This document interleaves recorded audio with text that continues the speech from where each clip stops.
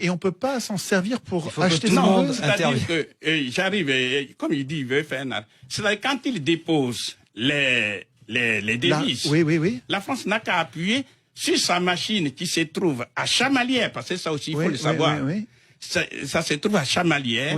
Et elle produit des faux billets qu'on appelle le franc des colonies françaises d'Afrique. Donc la France récupère des devises étrangères et elle ne donne au pays en question que des francs CFA. Voilà, parce qu'il faut que les auditeurs le sachent. C'est encore pire que ce que j'imaginais. Il faut que les auditeurs sachent. Le franc CFA ne se fabrique pas en Afrique.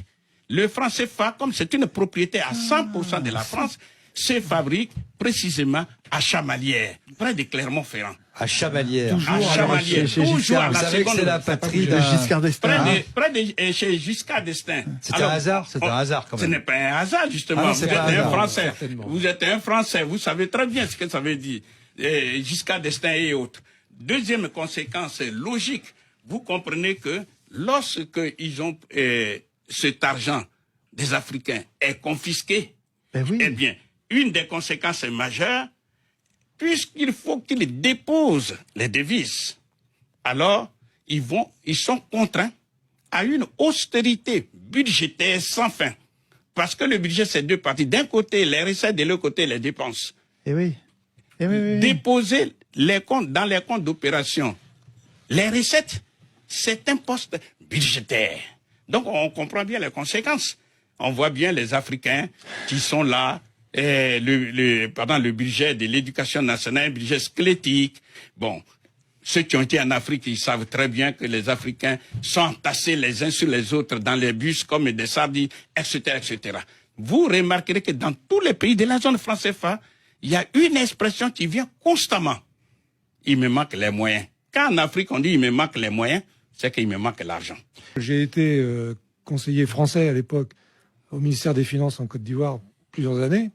J'ai une idée des mécanismes et j'ai une idée aussi de l'impérialisme financier et monétaire de la France, puisqu'il ne pouvait rien se passer dans un ministère ivoirien, en particulier aux finances, sans qu'il y ait eu un visa d'un responsable français sur un document monétaire. Alors c'est en quelle année ça? Dans les années... Moi j'étais là-bas dans les années 75, c'est d'expliquer comment cet impérialisme financier peut encore se manifester dans la mesure où la France n'est plus une nation souveraine en termes d'émissions de billets, puisqu'on a perdu notre souveraineté. Et on arrive quand même à être souverain. Et on arrive quand même à avoir une zone d'influence sur le continent africain. Donc comment vous pouvez nous expliquer tout ça? Parce que ça, c'est un point fondamental. On n'est plus souverain sur notre monnaie, mais on est quand même souverain sur effectivement, les pays africains. Il y a un tour de passe-passe politique, c'est-à-dire que quand le franc a disparu, le franc CFA aurait dû disparaître puisqu'il était attaché au franc. Oui, il est attaché au franc, avec, évidemment. Donc, ça a été...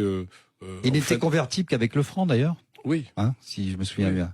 Oui, il était convertible à l'époque. Oui. Mais avec le franc. Avec le franc. Oui. Mais en revanche, à ce moment, il aurait dû disparaître. Et il y a eu des tractations, notamment avec l'Allemagne, pour qu'on accepte cette arrière-cuisine française, parce que... c'est un outil de domination dont on avait besoin. Non, c'est un outil d'ingérence et de domination politique, mais c'est aussi que ça fait partie du trésor. C'est pas en Banque de France à disposition comme on peut le penser. Ça fait partie du trésor français, ça fait partie du budget de la France.